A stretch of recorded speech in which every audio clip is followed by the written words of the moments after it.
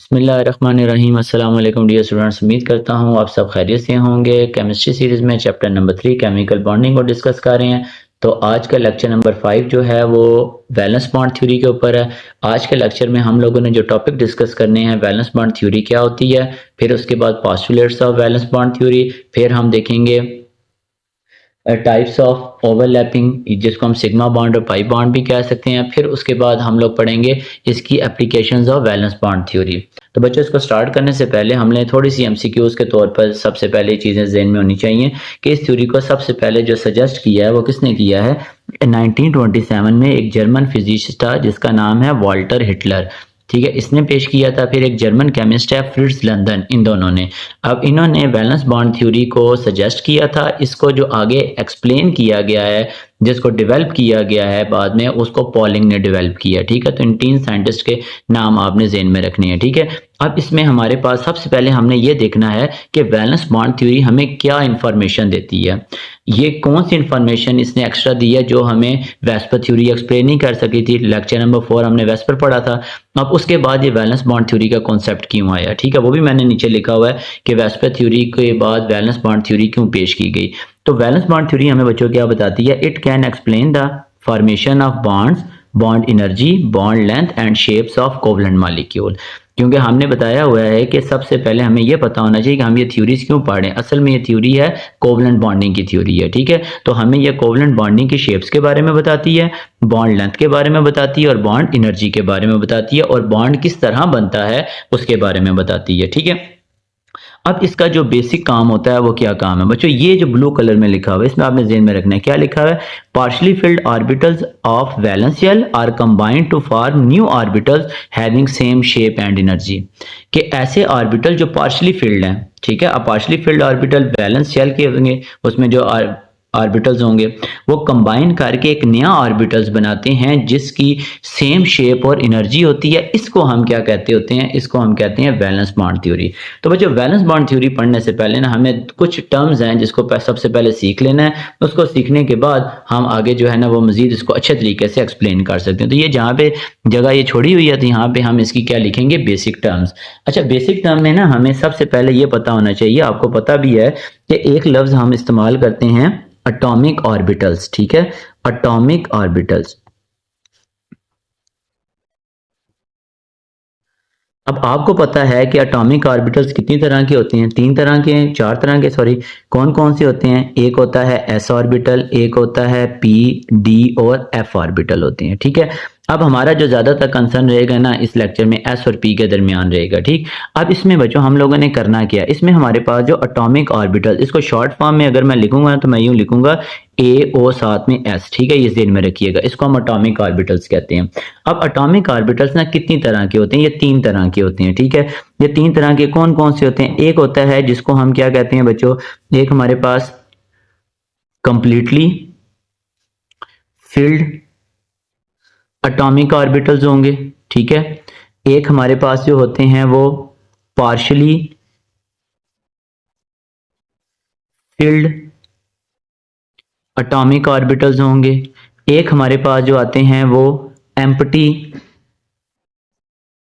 Atomic orbitals होंगे। ठीक है, क्योंकि बार बार एटॉमिक ऑर्बिटल्स का जिक्र होगा तो आपको पहले ये टर्म पता होनी चाहिए कि कंप्लीटली फिल्ड एटॉमिक ऑर्बिटल्स कौन से हैं, पार्शली फिल्ड कौन से हैं और एम्प्टी कौन से हैं। ठीक है, अब देखिए कंप्लीटली फिल्ड एटॉमिक ऑर्बिटल का क्या मतलब है।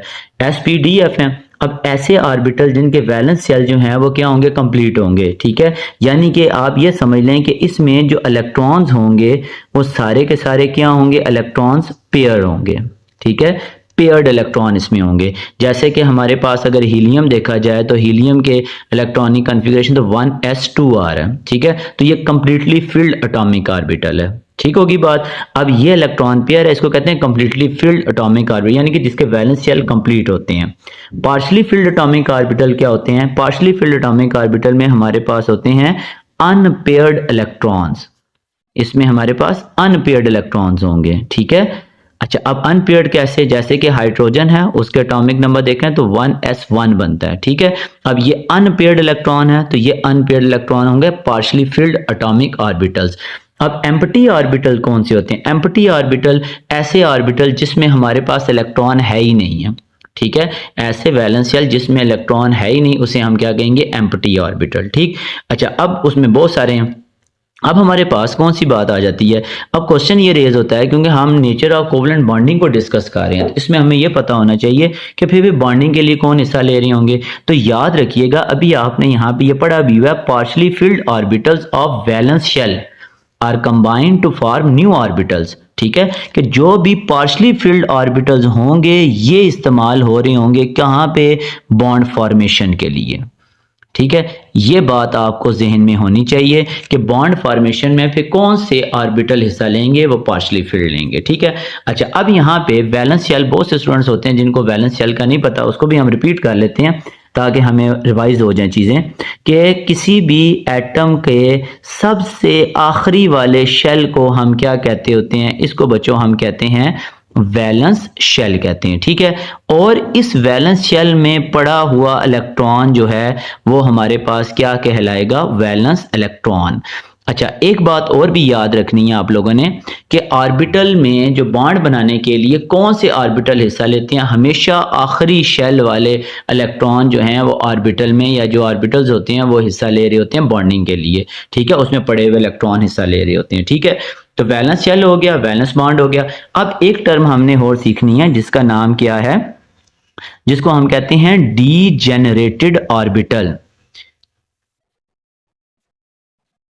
अब ये डीजेनरेटेड ऑर्बिटल क्या होते हैं, आप लोगों को शायद याद हो कि प्रिंसिपल क्वांटम नंबर, या हमने क्वांटम नंबर पढ़े थे, उसमें हमने एक क्वांटम नंबर पढ़ा था मैग्नेटिक क्वांटम नंबर, जिसमें हमारे पास कुछ ऑर्बिटल्स आए थे। जैसे कि आपने देखा था कि डीजेनरेटेड ऑर्बिटल पी के कौन कौन से हो सकते हैं, पी के पी एक्स, पी वाई और पी जेड, इसको हम डीजेनरेटेड ऑर्बिटल्स कहते हैं। डी के आपको मालूम है, डी के कौन कौन से थे, D X Y, D Y Z, D X Z, D X square minus Y square और डी जेड स्क्र। अब क्वेश्चन क्या है कि इनको डी जनरेटेड ऑर्बिटल्स हैं तो इनका क्या मकसद है, तो याद रखिएगा ये जो हमारे पास डी जनरेटेड ऑर्बिटल्स होते हैं इनकी जो एनर्जी होती है वो क्या होती है, एनर्जी सेम होती है। ठीक है, इसलिए हम इन्हें क्या कहते हैं, डीजेनरेटेड ऑर्बिटल्स। इनकी एनर्जी सारों की सेम होगी। ठीक है, P X P Y P Z है तो डी के जितने भी 5 डीजेनरेटेड ऑर्बिटल्स हैं उन सब की एनर्जी क्या होगी, सेम होगी। अच्छा नेक्स्ट हमने एक और शॉर्ट टर्म जिसको समझ लें, जिसको हम कहते होते हैं नोडल रीजन। ठीक है, नोडल रीजन या नोडल प्लेन कह लें आप बेशक, नोडल प्लेन। अब ये नोडल प्लेन हमारे पास क्या होता है, नोडल प्लेन को या नोडल रीजन हम वो कहते हैं कि लेट्स सपोज के हमारे पास ये न्यूक्लियस है, इसमें ये ऑर्बिटल हैं ये वाले। अब आपको पता है कि जो शेल होगा उसमें तो इलेक्ट्रॉन होंगे ही होंगे, जाहिर है।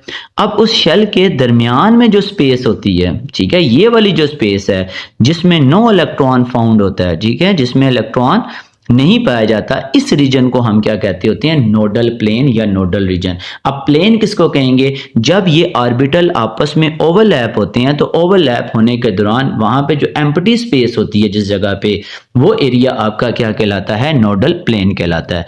तो उम्मीद करता हूं बेटा आप लोगों को ये शॉर्ट टर्म समझ आ गई होंगी कि completely filled orbital, partially field, empty field. अगर ये टर्म समझ आ गई हैं तो आपके लिए वीबीटी को समझना बहुत आसान है। ठीक है, अब हम चलते हैं पोस्टुलेट्स ऑफ वीबीटी। तो पोस्टुलेट्स ऑफ वीबीटी को पढ़ने से पहले बच्चों एक चीज ध्यान में रखनी, मैंने अभी आपको बताया था कि वेस्पर से कौन सी गलती होगी, कौन सी चीजें वो एक्सप्लेन नहीं कर सका था, तो उस जिसकी बुनियाद पर वीबीटी को एक्सप्लेन करना पड़ा। ठीक है, वीबीटी के नाम से ही जाहिर है valence bond theory. Valence bond का मतलब क्या हो गया कि वैलेंस ऑर्बिटल्स जो हैं वो आपस में क्या करेंगे, ओवरलैप करेंगे और बॉन्ड बनेगा, उसको हम कहते हैं वैलेंस बॉन्ड। ठीक है, और बॉन्ड वैलेंस ऑर्बिटल्स की ओवरलैपिंग से बनता है। ठीक है, अब ये पोस्टुलेट्स क्या हैं, पोस्टुलेट्स में सबसे पहले ये ब्लैक कलर में लिखा हुआ है कि VSEPR theory only explain the geometry of molecule. हमने पढ़ा हुआ है ज्योमेट्री ऑफ मॉलिक्यूल हम वेस्पर थ्योरी से एक्सप्लेन करते हैं। And can not describe the bond formation, ये बॉन्ड फॉर्मेशन के बारे में एक्सप्लेन नहीं करती है।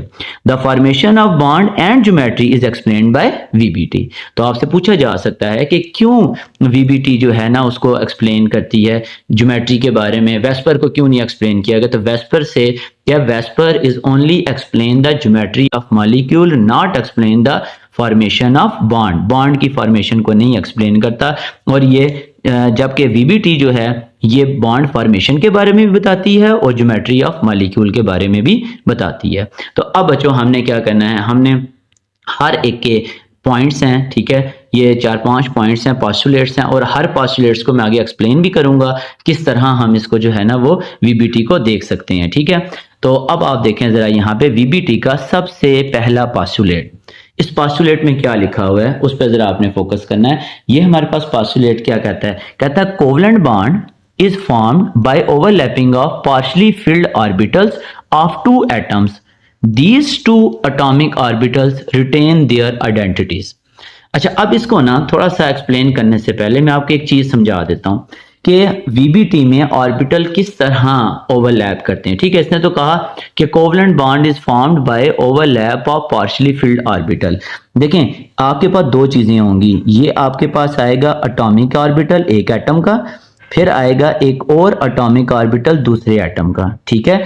उसके बाद ये आपस में क्या करेंगे, ये ऑर्बिटल ओवरलैप करेंगे, ठीक है। उस ओवरलैप के नतीजे में आपके पास ये देखें, मैं समझा देता हूं, ये हमारे पास एक एटॉमिक ऑर्बिटल है, एक हमारे पास ये वाला एटॉमिक ऑर्बिटल है, ठीक। अब इस एटम के पास एक इलेक्ट्रॉन है, इसके पास एक इलेक्ट्रॉन है। अब ये आपस में ओवरलैप कैसे होते हैं, ये इस तरीके से ओवरलैप होते हैं, ये चीज, ठीक। अब इलेक्ट्रॉन कहां मौजूद होंगे, इलेक्ट्रॉन यहां पे मौजूद होंगे, ओवरलैप रीजन पे मौजूद होंगे, ठीक। तो ये वाला इलेक्ट्रॉन रीजन जो है ये कोवलेंट बॉन्डिंग, ये बॉन्ड फॉर्मेशन में इस्तेमाल हो रहा होता है, ठीक है। और ये आपके एटॉमिक ऑर्बिटल्स हैं जिनके वैलेंस इलेक्ट्रॉन या वैलेंस शेल ओवरलैप हो रहे हैं और बॉन्ड फॉर्मेशन हो रही है, ठीक। अब बॉन्ड फॉर्मेशन के लिए इसने क्या कहा कि कोवलेंट बॉन्ड हमेशा तब बनता है जब partially field orbitals of two atoms overlap करते हैं। अब आपको यहाँ पे किस तरह हम एक्सप्लेन कर सकते हैं, इसके नतीजे में आपके पास दो चीजें हैं, ठीक है। अच्छा, यहाँ पे बॉन्डिंग भी दो तरह की होती है, ठीक है बच्चों, मैं थोड़ा सा बता देता हूँ, आगे हम इसको डिटेल में डिस्कस करेंगे। वो बॉन्डिंग दो तरह से कौन सी होती है, एक को हम कहते हैं सिग्मा बॉन्ड और एक को हम क्या कहते हैं, पाई बॉन्ड, ठीक है। सिग्मा बॉन्ड कब बनता है, पाई बॉन्ड कब बनता है, इसको हम आगे एक्सप्लेन करेंगे इसी लेक्चर में। खैर, अभी हम जो कोवलेंट बॉन्डिंग की बात करें, सबसे पहला पॉस्टुलेट हमने कहा पार्शियली फिल्ड ऑर्बिटल। अब आप देखें एक एग्जांपल आपके पास है, जैसा कि हाइड्रोजन है, ठीक है। अब हाइड्रोजन हमारे पास क्या है, उसकी इलेक्ट्रॉनिक कॉन्फ़िगरेशन तो 1s1 है, ठीक। अब जो 1s1 है इसका क्या मतलब है, ये बच्चों हमारे पास क्या है, ये पार्शियली फिल्ड है। अब पार्शियली फिल्ड जो होता है अभी हमने पढ़ के आए हैं, तो पार्शियली फिल्ड क्या करेगा, बॉन्ड फॉर्मेशन में हिस्सा ले रहा होता है। समझ आ रही बात की, पार्शियली फिल्ड ऑर्बिटल होगा तो इसका मतलब है कि ये क्या करेगा, ये बॉन्ड फॉर्मेशन करेगा, ठीक। अच्छा, अब लेट्स सपोज कि जैसे ये एक हाइड्रोजन का ऑर्बिटल है, ये दूसरे हाइड्रोजन का ऑर्बिटल है, ये आपस में क्या करेंगे, ओवरलैप, दोनों क्या हैं, अनपेयर्ड हैं, ठीक है, पार्शियली फिल्ड है, तो ये ओवरलैपिंग करेंगे। अब इसी के नतीजे में अगर आप एक एलिमेंट देखें, मॉलिक्यूल हीलियम, उसकी इलेक्ट्रॉनिक कॉन्फ़िगरेशन क्या है, 1s2। अब इसके s जो है ये क्या है, पेयर्ड है। अब पेयर्ड होने की वजह से इसको हम क्या कहते हैं, इसको हम कहते हैं कि ये हमारे पास क्या है, कंप्लीटली फिल्ड है बच्चों। अब जब ये कंप्लीटली फिल्ड है तो कंप्लीटली फिल्ड ऑर्बिटल क्या है, ओवरलैप नहीं करेंगे, तो बॉन्ड जो है वो बनेगा नहीं। और जब आपने ये चीज ध्यान में रखनी है कि बॉन्ड फॉर्मेशन के लिए वीबीटी हमें यह बताती है कि पार्शियली फिल्ड ऑर्बिटल ही आपस में क्या करेंगे, ओवरलैप करेंगे और उसके नतीजे में बॉन्ड फॉर्मेशन होगी। अगर वो ऑर्बिटल आपस में ओवरलैप नहीं कर रहे तो बॉन्ड फॉर्मेशन नहीं होगी। मैं यहाँ क्रॉस लगा देता हूँ, इस क्रॉस का मतलब है कि इस तरह के मॉलिक्यूल जो कंप्लीटली फिल्ड हैं उनकी बॉन्ड फॉर्मेशन नहीं होगी। अच्छा बच्चों, अब हम चलते हैं नेक्स्ट वाले टॉपिक की, नेक्स्ट वाले पॉस्टुलेट्स की तरफ। वो पॉस्टुलेट हमें क्या एक्सप्लेन करता है, वो बताता है कि electrons of overlapping orbital must have opposite spin, कि जो ऑर्बिटल आपस में ओवरलैप करने के लिए एक दूसरे के करीब आ रहे हैं वो हमेशा क्या होने चाहिए, अपोजिट स्पिन में होने चाहिए, ठीक है। सेम स्पिन वाले ऑर्बिटल जब भी ओवरलैप करेंगे उनकी ओवरलैपिंग होगी नहीं, ठीक है। तो इसके लिए जरूरी है कि अपोजिट स्पिन होनी चाहिए। मिसाल के तौर पर मेरे पास अगर ये हाइड्रोजन है, ठीक है, इसकी 1s1 है और दूसरा हाइड्रोजन उसकी, ये अगर क्लॉकवाइज है तो दूसरा हाइड्रोजन की इलेक्ट्रॉन जो है वो एंटी क्लॉकवाइज होने चाहिए, ठीक है। लेट्स सपोज कि ये मेरे पास एक हाइड्रोजन है, उसका ये इलेक्ट्रॉन यहाँ पड़ा हुआ है, तो दूसरा हाइड्रोजन जब आएगा तो उसका इलेक्ट्रॉन एंटी क्लॉकवाइज होना चाहिए। इस नतीजे में ये दोनों ऑर्बिटल आपस में क्या करेंगे, ओवरलैप करेंगे, और ओवरलैप में यहां जो दो इलेक्ट्रॉन होंगे वो एंटी क्लॉकवाइज एक दूसरे के होंगे, एक क्लॉकवाइज होगा एक एंटी क्लॉकवाइज, ठीक है। सेम स्पिन वाले ऑर्बिटल, ठीक है, सेम स्पिन वाले ऑर्बिटल बॉन्ड फॉर्मेशन नहीं बनाएंगे, जबकि अपोजिट स्पिन वाले ऑर्बिटल बॉन्ड फॉर्मेशन में हिस्सा ले रहे होंगे और उसकी बॉन्ड फॉर्मेशन होगी। तो ये हमारे पास था क्या, सेकंड पोस्टुलेट्स, ठीक है। तो फर्स्ट क्या बताया, पार्शली फिल्ड ऑर्बिटल होना चाहिए बॉन्ड फॉर्मेशन के लिए। दूसरा हमने क्या देखा कि इलेक्ट्रॉन जो है ओवरलैप होने के लिए अपोजिट स्पिन होना उनके लिए क्या है, जरूरी है। अब हम थर्ड पोस्टुलेट्स को डिस्कस करते हैं। जी बच्चों, ये थर्ड पार्ट, अब इस थर्ड पे हमारे पास क्या चीज आ जाती है, इसमें आपने क्या देना है, पहले क्या लिखा है, कहता है the number of bond formed by an atom is equal to number of unpaired electron present in valence shell of the atom, कि जितने किसी एटम के वैलेंस शेल में अनपेयर्ड इलेक्ट्रॉन होंगे उतनी ही आपके बॉन्ड बनेंगे।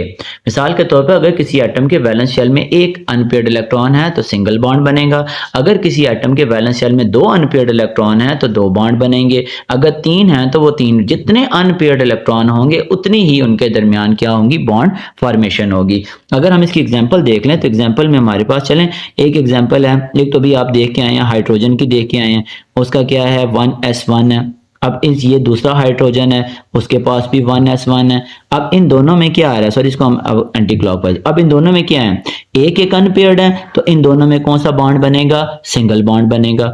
अच्छा, अब आप फ्लोरीन को देख लें, फ्लोरीन का एटॉमिक नंबर है 9, इलेक्ट्रॉनिक कॉन्फ़िगरेशन की तो 1s2, फिर 2s2, फिर इसके 2px, 2py और 2pz, 4 5 6 7 8 एंड 9।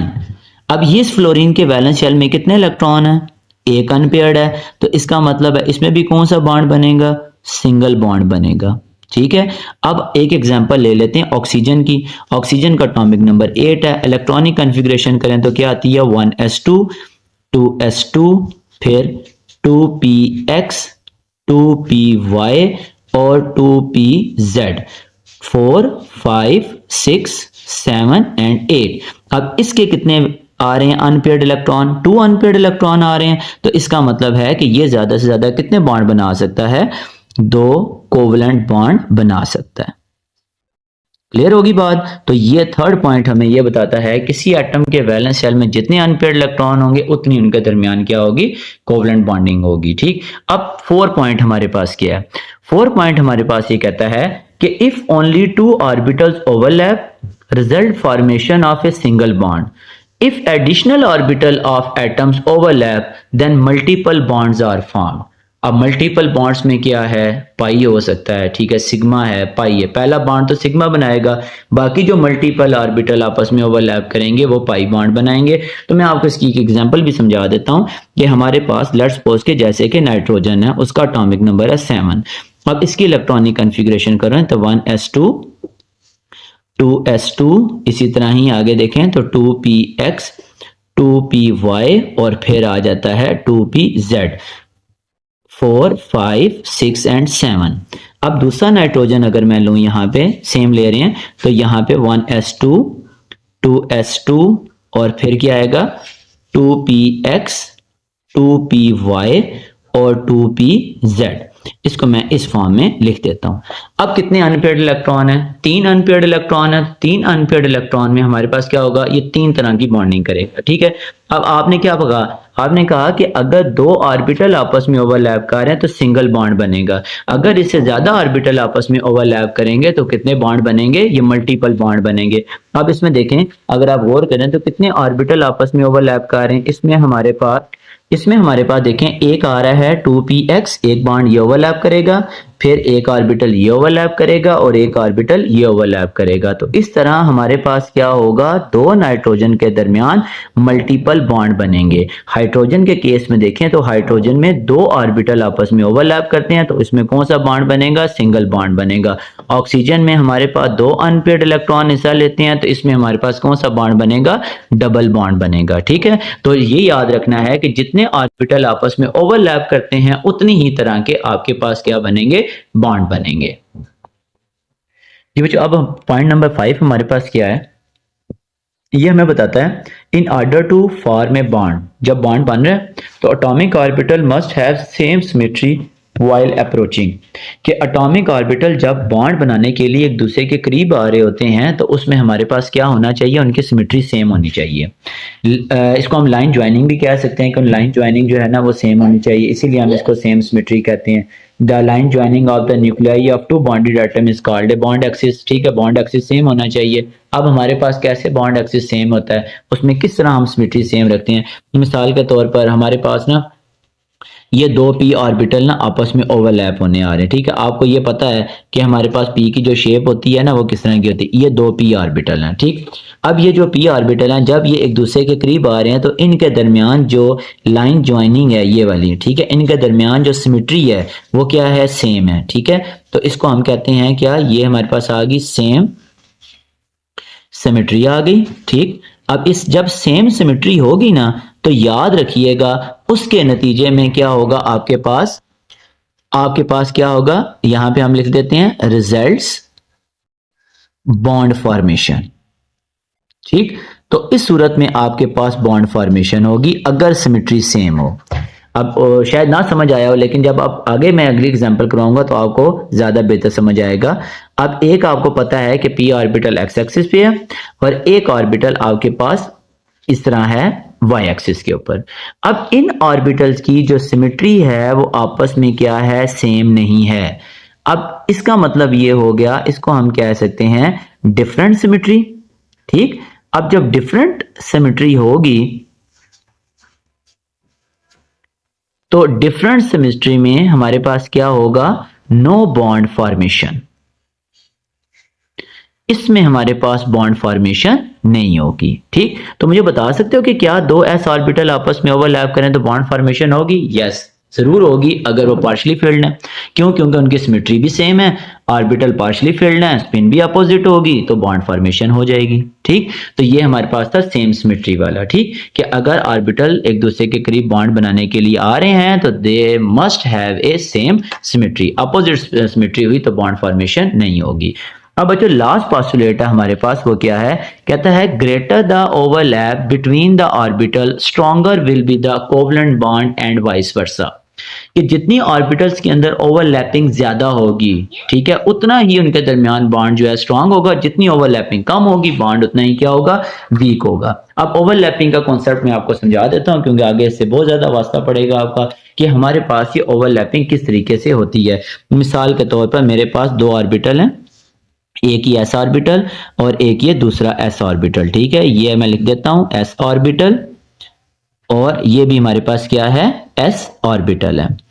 अब ये ऑर्बिटल आपस में क्या कर रहे हैं, बॉन्ड बनाने के लिए एक दूसरे के क्या आ रहे हैं, ओवरलैप हो रहे हैं, तो ये इसकी ओवरलैपिंग होगी। ठीक, यहां पे इलेक्ट्रॉन मौजूद होंगे जिसको हम ओवरलैप में लिख देता हूं, इसको हम कहते हैं ओवरलैप रीजन। ठीक, अब एक तो ओवरलैपिंग ये हो गई। ठीक, अब एक आपके पास ओवरलैपिंग लेट्स सपोज के एस हो और एक आपके पास क्या हो, पी ऑर्बिटल हो। अब जाहिर है कि इसमें भी ओवरलैपिंग होगी। किस तरह ओवरलैपिंग होगी, ये हमारे पास क्या आ गया, ये एस ऑर्बिटल आ गया और ये पी आ गया। अब इनके दरमियान ये ओवरलैपिंग है, ये ओवरलैप रीजन है, यानी कि ये एस ऑर्बिटल है और ये कौन सा है, पी ऑर्बिटल। और ये ओवरलैपिंग कौन सी होगी, एस पी ओवरलैपिंग। ये ओवरलैपिंग कौन सी, एस एस ओवरलैपिंग। अब आपके पास अगर इस तरह से हो, दो पी ऑर्बिटल हैं इस तरह से, इनकी आपस में ओवरलैपिंग हो तो ये ओवरलैप किस तरह करेंगे, तो इनकी ओवरलैपिंग इस तरह से होगी, ये हमारे पास ये दो ऑर्बिटल, इनकी ये ओवरलैपिंग है, यानी कि ये भी पी है ये भी पी है, इसको हम क्या कहते हैं, पी पी ओवरलैपिंग। तो इसमें सबसे ज्यादा ओवरलैपिंग किसमें मुझे नजर आ रही है, सबसे ज्यादा ओवरलैपिंग पी पी में आ रही है। ठीक है, तो जितने ऑर्बिटल्स के अंदर ओवरलैपिंग ज्यादा होगी उतना ही स्ट्रॉन्ग बॉन्ड बनेगा, जितनी ओवरलैपिंग कम होगी उतना ही वो बॉन्ड क्या होगा, वीक होगा। एक बात और, ओवरलैपिंग में जितने ज्यादा इलेक्ट्रॉन आएंगे उतनी ही बॉन्ड लेंथ क्या हो जाएगी, कम हो जाएगी। ठीक है, बॉन्ड लेंथ कम होगी तो अट्रैक्शन क्या हो जाएगी, स्ट्रांग हो जाएगी। ठीक, तो अब हमारे पास यहाँ पे क्या एक्सटेंड ऑफ ओवरलैपिंग किस तरह हम एक्सप्लेन कर सकते हैं। अच्छा, एक बात आपने ध्यान में रखनी है कि हमारे पास अगर ये ऑर्बिटल है, एक एस यूं आ गया, ठीक है, और एक पी यूं आ गया, ये वाला पी आ गया। अब ये वाले जब आपस में ओवरलैप करेंगे ना, इन सारों के केसेस में बॉन्ड फॉर्मेशन होगी, लेकिन इस केस में ये वाला जो है यहां पे बॉन्ड फॉर्मेशन नहीं होगी। ठीक है, नो बॉन्ड फॉर्मेशन। क्यों जी? ये सिमेट्री भी सेम नहीं है। सिमेट्री सेम ना होने के साथ साथ इनके जो एक्सिस हैं वो भी डिफरेंट हैं। ठीक है, नो बॉन्ड फॉर्मेशन। अब हम इसका एक्सटेंड किस तरह बता सकते हैं? एमसीक्यूज के तौर पर आ सकता है, एंट्री टेस्ट में आपका क्वेश्चन पूछा जा सकता है कि स्ट्रॉन्गर ओवरलैपिंग किस में है। तो एक्सटेंड ऑफ ओवरलैपिंग में सबसे पहले आपने ध्यान में रखना है पी पी ऑर्बिटल में स्ट्रॉन्ग ओवरलैपिंग है, किसकी निस्बत? याद रखिएगा एस एस की ओवरलैपिंग से, और एस एस की स्ट्रॉन्ग है किसकी निस्बत? एस और पी की ओवरलैपिंग से। ठीक है, तो इसको हम क्या कह सकते हैं? Extend of overlapping. तो सबसे ज्यादा स्ट्रॉन्ग पीपी में है, उससे कम किसमें? एसएस में, उससे कम किसमें? एसपी में। तो बच्चों अब मैं इस सारी बात को कंक्लूड करता हूं कि हमारे पास सामने वैलेंस बॉन्ड थ्योरी के मुताबिक कौन कौन से पोस्टुलेट देखें। सबसे पहला, ऑर्बिटल क्या होना चाहिए? पार्शली फिल्ड होना चाहिए। दूसरा पोस्टुलेट हमारे पास क्या आ रहा है? क्या ऑर्बिटल जो ओवरलैप होंगे उनमें अपोजिट स्पिन होनी चाहिए। तीसरा पोस्टुलेट हमारे पास क्या आ रहा है? जितने ऑर्बिटल के वैलेंस शेल में अनपेयर्ड इलेक्ट्रॉन होंगे उतने ही वो बॉन्ड बना सकता है। चौथा ऑर्बिटल हमारे पास क्या आता है? जितने हमारे पास अगर इलेक्ट्रॉन एक है तो सिग्मा बॉन्ड बनेगा, अगर दो हैं या तीन चार जितने भी हैं तो उस हवाले से मल्टीपल बॉन्डिंग होगी। फिर हमारे पास जो ऑर्बिटल आपस में बॉन्ड बनाने के लिए करीब आ रहे हैं उनकी सिमेट्री सेम होनी चाहिए। फिर जितना ओवरलैप रीजन ज्यादा होगा उतना ही क्या होगा? स्ट्रॉन्ग बॉन्ड बनेगा। ठीक है, तो अब उम्मीद है कि आपको पोस्टुलेट्स ऑफ वीबीटी समझ आ गए होंगे। अब हम यहाँ पे डिस्कस करने जाएंगे sigma bond and pi bond को, जिसको हम कह सकते हैं क्या? टाइप्स ऑफ ओवरलैपिंग और and nature of covalent bond. ये बच्चों हमारे पास अब टॉपिक आ गया types of overlapping and nature of covalent bond. अब किस तरह की ओवरलैपिंग होगी और किस नेचर का कोवलेंट बॉन्ड बनेगा। ठीक है, अब हमारे पास जरा ज़हन में आपने क्या रखना है? तो मेन इसकी दो टाइप्स होती हैं। दो टाइप्स कौन सी हैं हमारे पास? यहाँ पे हम लिखते हैं द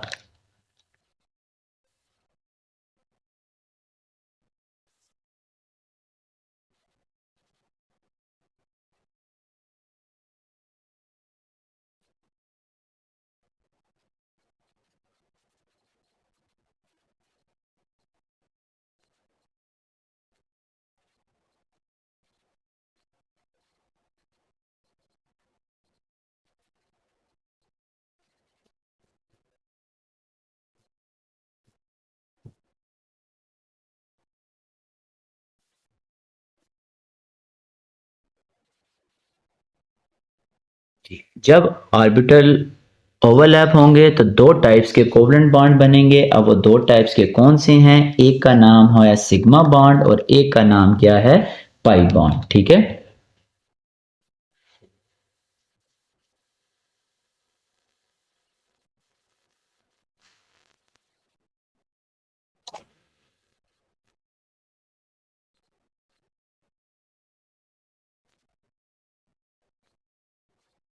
ये हमारे पास एक सिग्मा और एक पाई। अच्छा बच्चों, इसको ना मैं आपको एक्सप्लेन कुछ इस तरीके से करता हूँ। मैं यहाँ पे आपके सामने एक बिहेवियर लिखता हूँ ताकि आपको सारी बात समझ आ जाएगी कि ये सिग्मा और पाई बॉन्ड बनेगा कैसे। ठीक है, उसमें यहाँ पे लिखता हूँ, आपने उसको जरा चेक कर लेना है कि आपको समझ आ जाएगा ऑर्बिटल ओवरलैप क्या करेंगे और किस तरह से ऑर्बिटल आपके पास बनेगा। ठीक है, कौन सी टाइप का बॉन्ड बनेगा।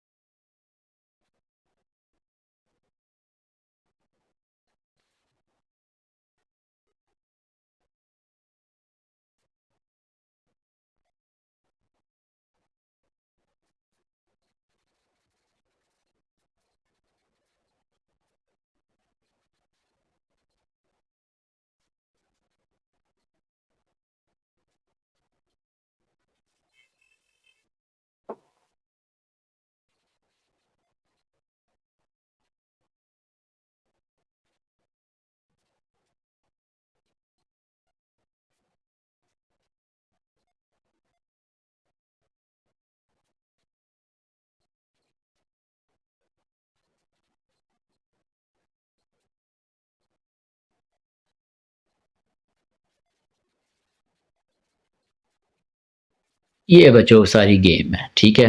कि हमारे पास एटॉमिक ऑर्बिटल्स आपस में क्या होंगे, ये दो एटम के एटॉमिक ऑर्बिटल्स हैं, ये आपस में ओवरलैप हुए। अब ओवरलैप दो तरह से होंगे, अगर तो वो लीनियर ओवरलैप हुए तो सिग्मा बॉन्ड बनाएंगे, अगर वो पैरेलल ओवरलैप हुए तो क्या बनाएंगे, पाई बॉन्ड बनाएंगे, ठीक है। अब लीनियर ओवरलैपिंग किस तरह की है, मिसाल के तौर पर ये दो ऑर्बिटल हैं, ये आपस में यूं करके ओवरलैप होने आ रहे हैं, तो इसको हम कहते हैं लीनियर ओवरलैपिंग, और इसके नतीजे में क्या बनेगा, सिग्मा बॉन्ड।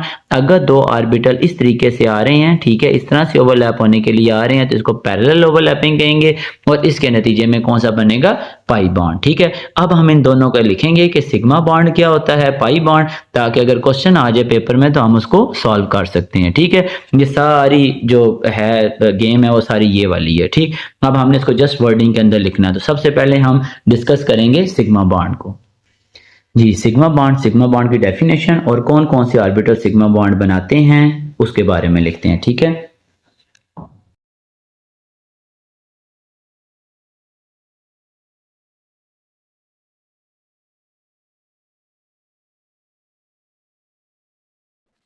जी बच्चों, ये सिग्मा बॉन्ड है हमारे पास। सिग्मा बॉन्ड में हमने क्या कहा कि is found by the linear overlapping of atomic orbital. अब इसको लीनियर ओवरलैपिंग भी कह सकते हैं, हेड ऑन अप्रोच भी कह सकते हैं, ठीक है। और एक टिप वाली बात है कि एवरी सिंगल बॉन्ड, कि जहां पे भी आपको सिंगल बॉन्ड नजर आएगा वो सिग्मा बॉन्ड ही कहलाएगा। इसको हम डिनोट किससे करते हैं, इससे करते हैं, ठीक है जी, इस वाले साइन से करते हैं।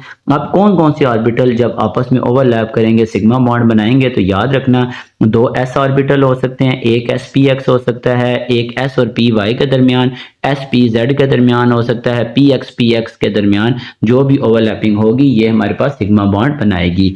अब हमारे पास इसकी ओवरलैपिंग किस तरीके से है उसको अब हम देख लेते हैं कि हमारे पास एस और पी, एस पी और पी के ऑर्बिटल आपस में किस तरह ओवरलैप होते हैं, ठीक है।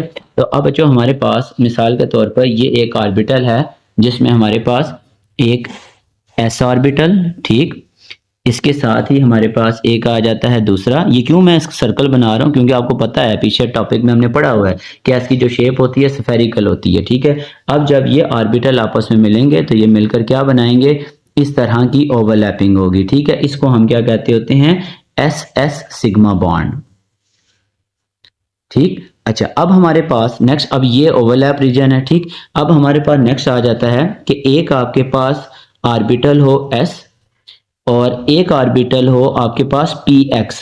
पी एक्स क्या होता है, एक्स एक्सिस पर होगा तो एक्स एक्स, ये इसकी पी शेप है, पी एक्स है। अब ये ऑर्बिटल आपस में लीनियर ओवरलैपिंग कर रहे हैं, तो इसमें हमारे पास क्या बनेगा, ये ऐसा आ गया, और इसके नतीजे में ये क्या आ गया, ये वाला बॉन्ड यहाँ पे ओवरलैप रीजन होगा, ठीक है। और अगर हम इसको रिप्रेजेंट करें तो हम इसको कुछ इस तरीके से भी रिप्रेजेंट कर सकते हैं, ठीक है। ये कौन सी होगी, S P x sigma bond.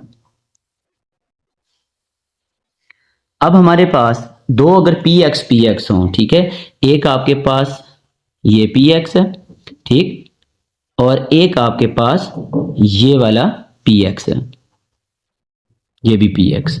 अब इनकी आपस में ओवरलैपिंग होगी तो ये कैसे बनाएंगे, ये एक पी एक्स आ गया, ठीक, इसको हमने पी एक्स का नाम दिया, इसके साथ ये दूसरा पी एक्स आ गया, इसको पी एक्स। अब ये ओवरलैप रीजन है, इसकी जो शेप बनती है, इसकी शेप कुछ इस तरह से बनती है, ये दरमियान से बड़ा हो जाएगा और दो साइडों से छोटे हो जाएंगे, इसको हम कहते हैं पी एक्स सिग्मा बॉन्ड, ठीक है।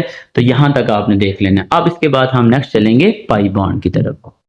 जी बच्चों, नेक्स्ट हमारे पास आ जाता है पाई बॉन्ड, ठीक है। अब पाई बॉन्ड के सबसे पहले हम डेफिनेशन लिखेंगे कि पाई बॉन्ड हमारे पास क्या होता है, ठीक है। तो हम यहाँ पे डेफिनेशन लिखते हैं, ये डेफिनेशन है हमारे पास कि pi bond is found by parallel overlapping of atomic orbital. इसका मतलब यह है कि हमारे पास जो पाई बॉन्ड बनेगा वो ऑर्बिटल इस तरह के होंगे, यूं दो ऑर्बिटल होंगे पैरेलल। अब ये ऑर्बिटल आके इस तरह आपस में क्या करेंगे, ज्वाइन करेंगे, ठीक है। इस तरह की जो बॉन्डिंग होगी उसके नतीजे में हमारे पास क्या बनेगा, पाई बॉन्ड बनेगा, ठीक है। अब पाई बॉन्ड बनता किसके दरमियान है,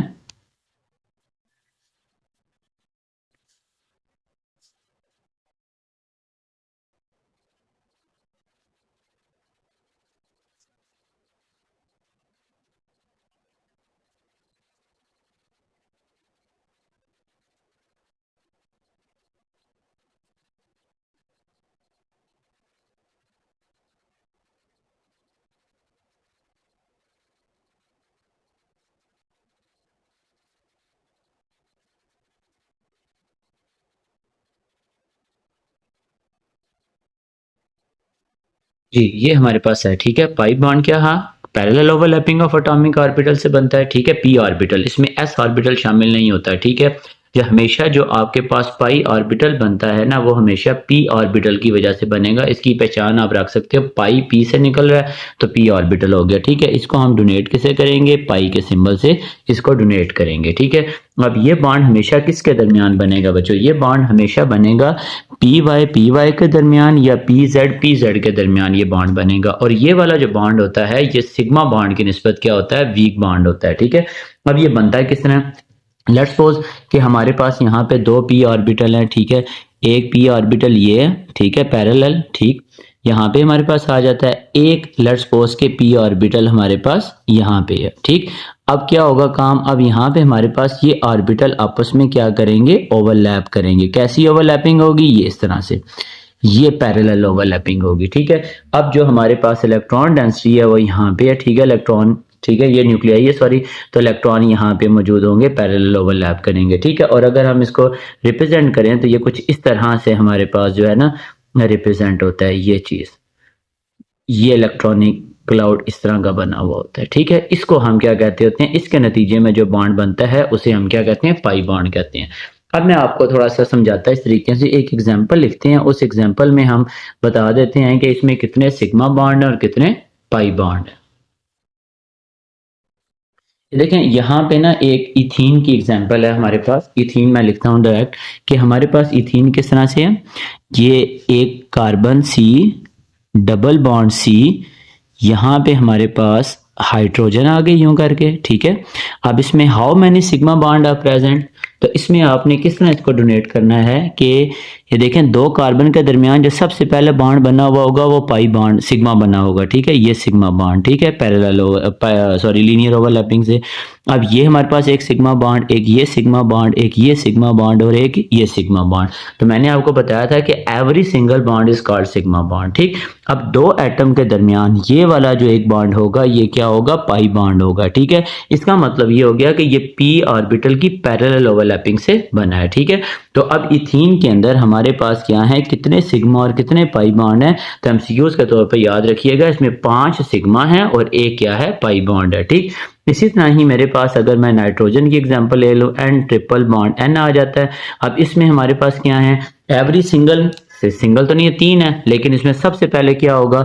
ये सिग्मा बॉन्ड बना हुआ होगा, फिर ये दो क्या है? पाई बॉन्ड है, ठीक। तो इसका मतलब ये हो गया कि अगर एक मॉलिक्यूल के अंदर एक से ज्यादा बॉन्ड है दो एटम्स के दरमियान, तो उसमें पहले वाला सिग्मा होगा, बाकी उसके बाद क्या होंगे? पाई बॉन्ड होंगे। अब हम ना यहाँ पे उम्मीद करता हूँ आपको सिग्मा और पाई बॉन्ड की समझ आ गई होगी। अब हमने यहाँ पे क्या करना है? अब यहाँ पे हम एक शॉर्ट क्वेश्चन लिखेंगे कि why sigma bond is stronger than pi bond.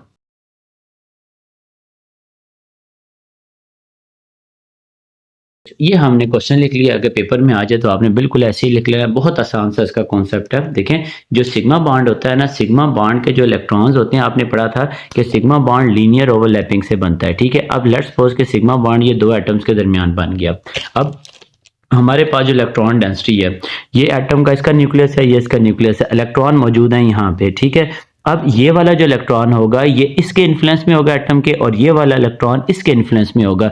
इसका मतलब है कि ये इलेक्ट्रॉन आपस में क्या है? टाइटली बाउंड है, ठीक है, जुड़े हुए हैं, जिसकी वजह से सिग्मा बॉन्ड बनता है, क्योंकि लीनियर ओवरलैपिंग हो रही है।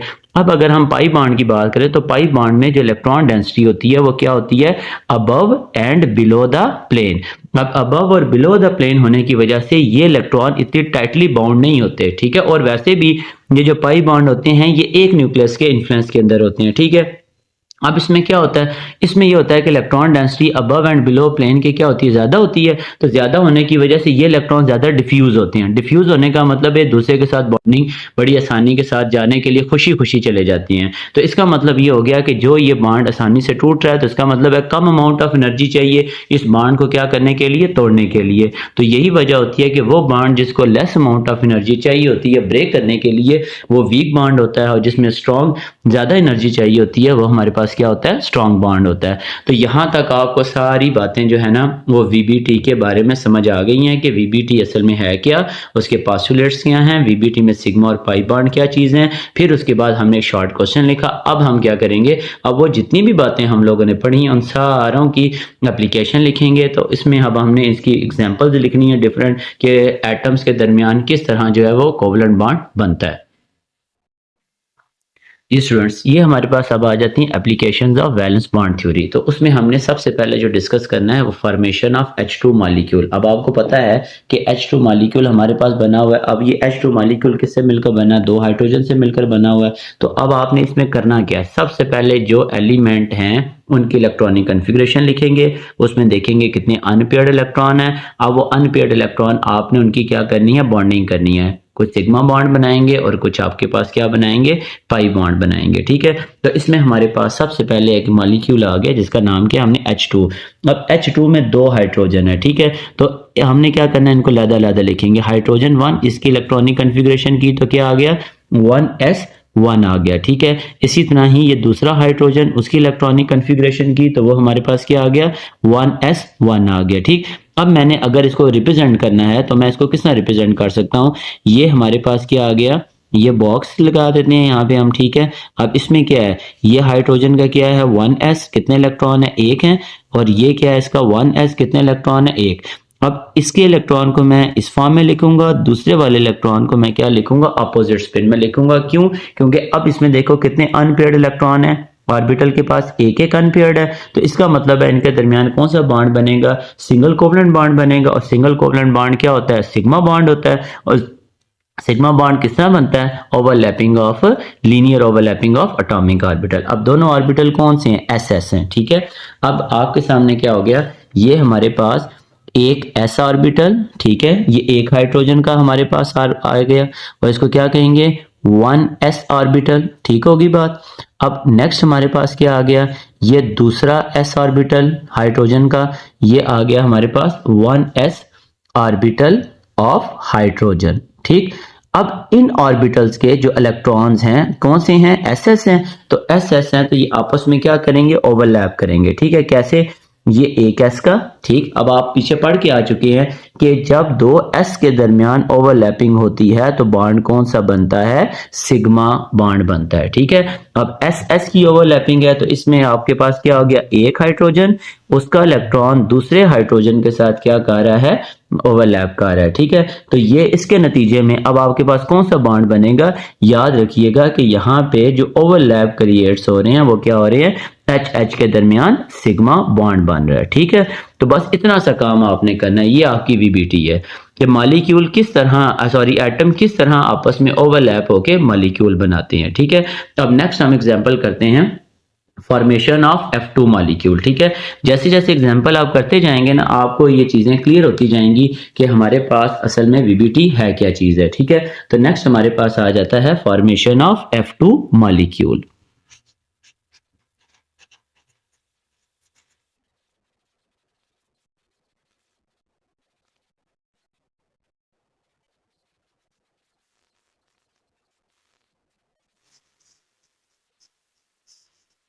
जी, तो सबसे पहले हमने क्या करना है, F2 मॉलिक्यूल है, F की इलेक्ट्रॉनिक कन्फिग्रेशन करेंगे। ठीक है, अब कैसे इलेक्ट्रॉनिक कन्फिग्रेशन करनी है, तो हमारे पास ये आ गया, लेट्स सपोज के एक फ्लोरीन। ठीक है, एटॉमिक नंबर 9 होता है, तो इसकी इलेक्ट्रॉनिक कन्फिग्रेशन करो तो यहाँ पे हमारे पास क्या आएगा, 1s आएगा। उसके बाद यहाँ पे क्या आएगा, 2s आएगा। और उसके बाद यहाँ पे क्या आ जाएगा, p के 3 लिखेंगे। ठीक है, तो यहाँ पे चलें इनको लहदा लिख देते हैं, ये 2px आ गया, ये 2py और ये 2p क्या आ गया हमारे पास, z आ गया।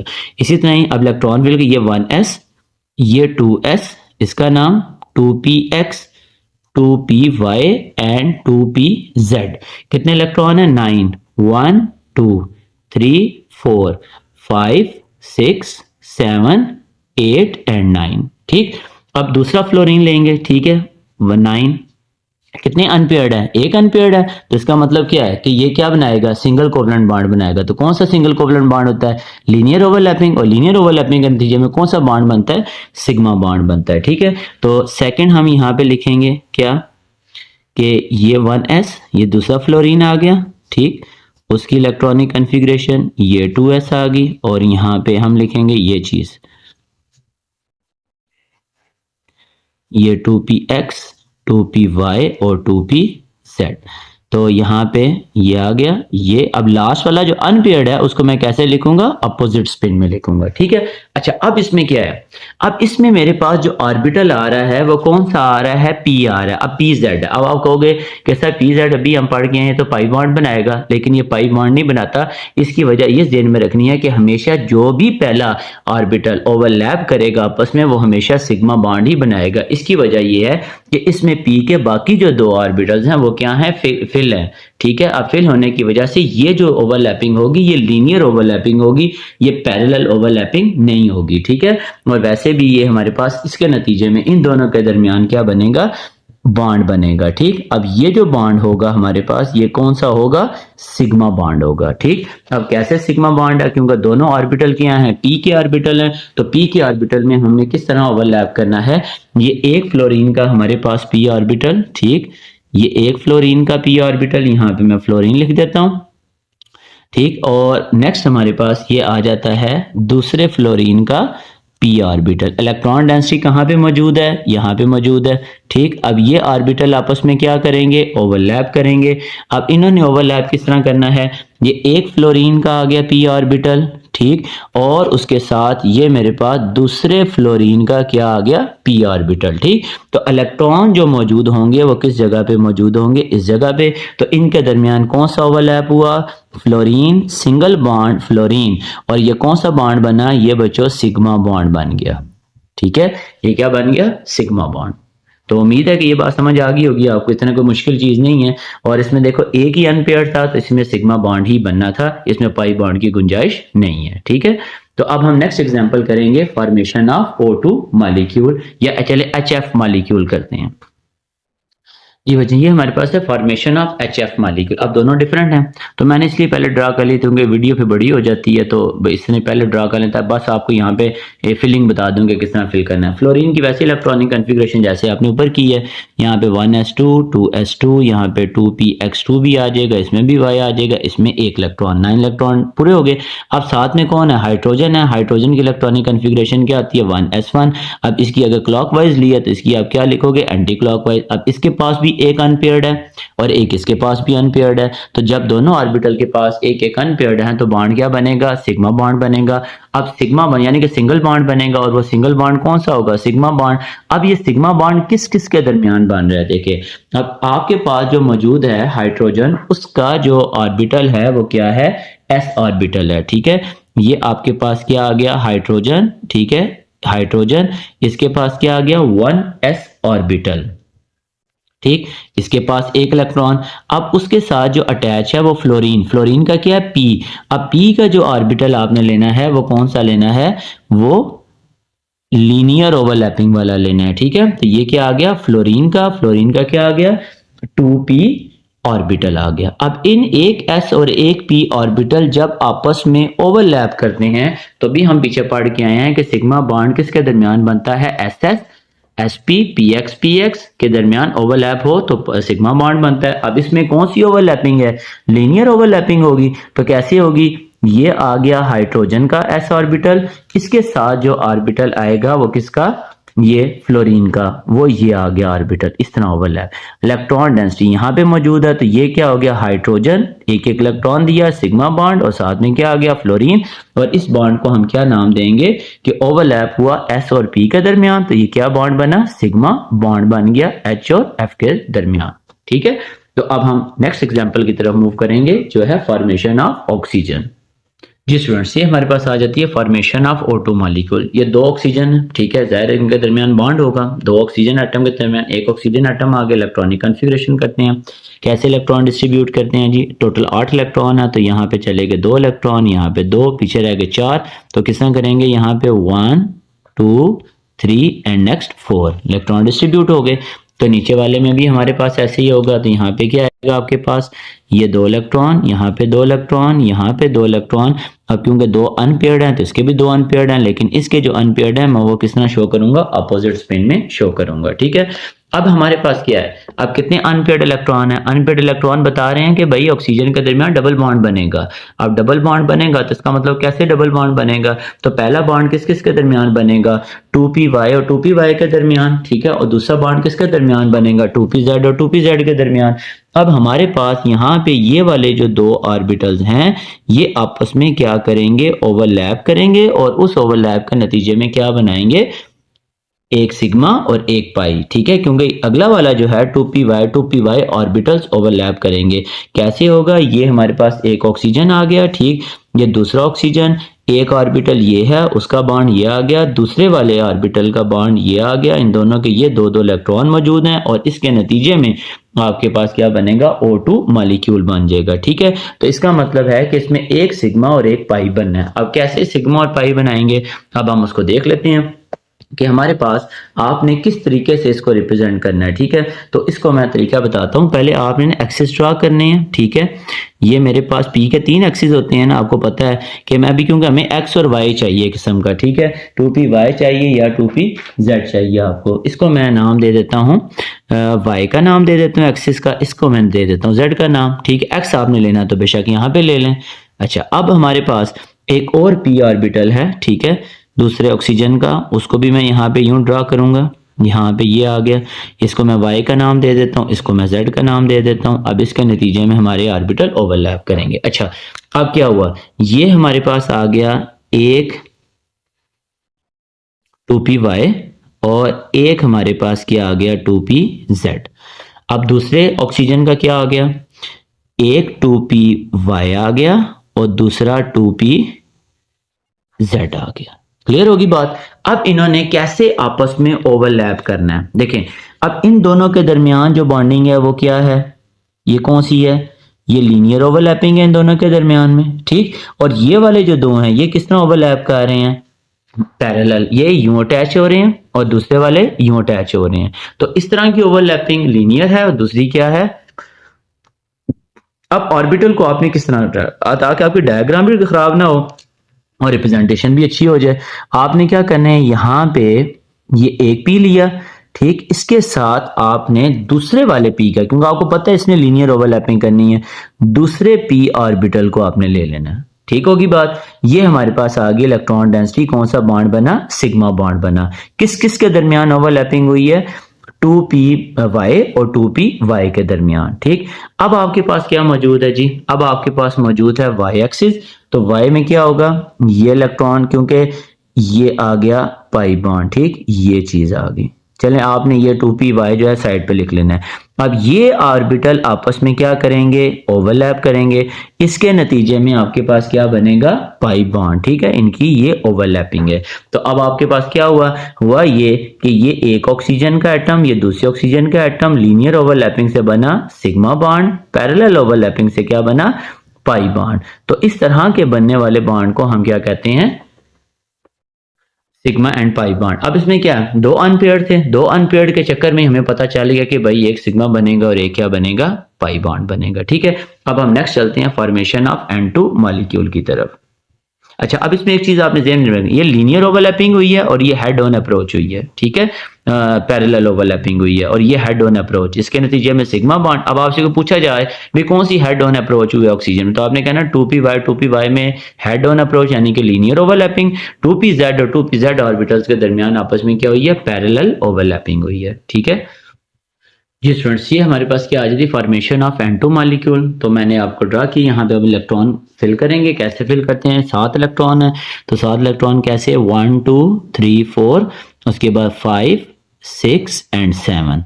अब दूसरे नाइट्रोजन में क्या होगा, 1 2 3 4, अब ये क्या है, इस तरह आ रहे हैं, तो यहाँ पे ये 6 और ये 7 आ गए, ठीक। अब इसमें क्या है, कितने अनपेयर्ड इलेक्ट्रॉन आ रहे हैं, 3 अनपेयर्ड। तो 3 अनपेयर्ड का मतलब क्या है कि यहाँ पे हमारे पास किस तरह की बॉन्डिंग होगी, देखें, ये एक नाइट्रोजन है, ये दूसरा नाइट्रोजन है। अब ये ऑर्बिटल आपस में ओवरलैप करेंगे तो एक बॉन्ड बनेगा, ये ऑर्बिटल ओवरलैप करेंगे तो दूसरा बॉन्ड, ये ऑर्बिटल ओवरलैप करेंगे तो तीसरा। तो इसका मतलब क्या हुआ कि इसके अंदर 1 जो है वो क्या है, सिग्मा है, और 2 क्या है, पाई बॉन्ड है, किसमें, नाइट्रोजन में। अब आपको ये पता है कि इसमें अनपेयर्ड इलेक्ट्रॉन कितने हैं, 3 हैं। अब 3 अनपेयर्ड हैं तो इसका मतलब है कि ऑर्बिटल में जो ओवरलैप करेंगे वो ये वाले 3 करेंगे, 2px के साथ, 2py के साथ, 2pz और 2pz के साथ ओवरलैप करेगा। अब आपने इसकी ओवरलैपिंग की डायग्राम ड्रा करनी है। कैसे हम इसकी ओवरलैपिंग शो करते हैं, ये देखें, ये हमारे पास आ गया एक्स एक्सिस, ये वाई एक्सिस और ये क्या आ गया जेड एक्सिस। ठीक है, इसी तरह ही ये एक्स एक्सिस, ये वाई एक्सिस और ये मेरे पास क्या आ गया जेड एक्सिस। ठीक है, X Y Z, X Y, चलें वाई एंड जेड। ठीक, अब ऑर्बिटल किस तरह ओवरलैप करने हैं, मैं 3 इस तरह के, ये ब्लैक आ गए 2py के, ठीक, ये आ गया दूसरे ऑक्सीजन के 2py के, ठीक है, सॉरी नाइट्रोजन के, ये नाइट्रोजन एटम एक है और ये मेरे पास नाइट्रोजन एटम क्या है दूसरे वाला। अच्छा, अब इसमें जो y एक्सिस है वो क्या आ गया, ये आ गया एक y, ठीक, ये आ गया दूसरे नाइट्रोजन का y। अब हमारे पास z एक्सिस है तो z एक्सिस में क्या करेंगे, ये z एक्सिस z एक्सिस के ऊपर आ गया, ठीक, ये चीज। तो ये 3 ऑर्बिटल मेरे पास शो हो गए। अब मैंने क्या करना है जी, अब मैंने इनकी ओवरलैपिंग करनी है। ओवरलैप किस तरह करना है आपने, बहुत आसान तरीका है, ब्लैक कलर वाले एक्स एक्सिस वाले 2px इनको आपस में ओवरलैप करवाएं। ठीक है, ये आपस में क्या हो गए, ओवरलैप हो गए। अब आपके पास क्या बचा हुआ है, यहाँ पे इलेक्ट्रॉन, इनके नतीजे में क्या बना, सिग्मा बॉन्ड। अब आपके पास क्या बचा है, वाई एक्सिस, ये आपके पास एक आ गया वाई एक्सिस, ये आपके पास सेकंड वाई एक्सिस। अब इन दोनों के नतीजे में क्या बनेगा, पाई बॉन्ड बनेगा। ठीक, अच्छा, अब उसके बाद क्या होगा, आपके पास जो जेड एक्सिस वाले ऑर्बिटल थे वो क्या है, ये वाला जेड एक्सिस वाला और कौन सा है, ये वाला जेड एक्सिस वाला है। अब इसमें क्या होगा, इसमें ये वाले जो ऑर्बिटल हैं, ये वाले, ये क्या बनाएंगे, पाई बॉन्ड। ठीक है, ये वाले ऑर्बिटल पाई बॉन्ड, इसी तरह ही ये वाले जो आपके पास वाई एक्सिस वाले हैं ये पाई बॉन्ड बनाएंगे। तो आपके पास क्या हुआ, नाइट्रोजन, ये नाइट्रोजन एक्स एक्सिस 2px जब आपस में ओवरलैप हुए तो ये सिग्मा बना, 2py और 2py ओवरलैप हुए, ये पाई बॉन्ड बना, 2pz ओवरलैप हुए तो ये वाला पाई बॉन्ड बना। तो उम्मीद करता हूं बच्चों आपको वीबीटी समझ आ गई होगी। इसमें हमने हर चीज़ वीबीटी की आपकी फेडरल बोर्ड की बुक के मुताबिक डिस्कस की है, उसमें कोई क्वेश्चन नहीं छोड़ा, हर चीज़ इसको फॉलो किया हुआ है, हर एग्जांपल करवाई, हर एप्लीकेशन की हम लोगों ने। तो इसमें अगर फिर भी कोई क्वेश्चन हो तो आप इसको लाजमी कमेंट करें तो आपको उसका आंसर किया जाएगा। तो नेक्स्ट हमारा टॉपिक इंशाल्लाह होगा हाइब्रिडाइजेशन, मोस्ट इंपॉर्टेंट टॉपिक है, वो भी वीबीटी का ही आप समझ लेंगे सब पार्ट है, क्योंकि उसमें भी ऑर्बिटल्स की ओवरलैपिंग ही है। ठीक है, तो इंशाल्लाह ताला नेक्स्ट लेक्चर हमारा हाइब्रिडाइजेशन पे होगा। अल्लाह हाफिज।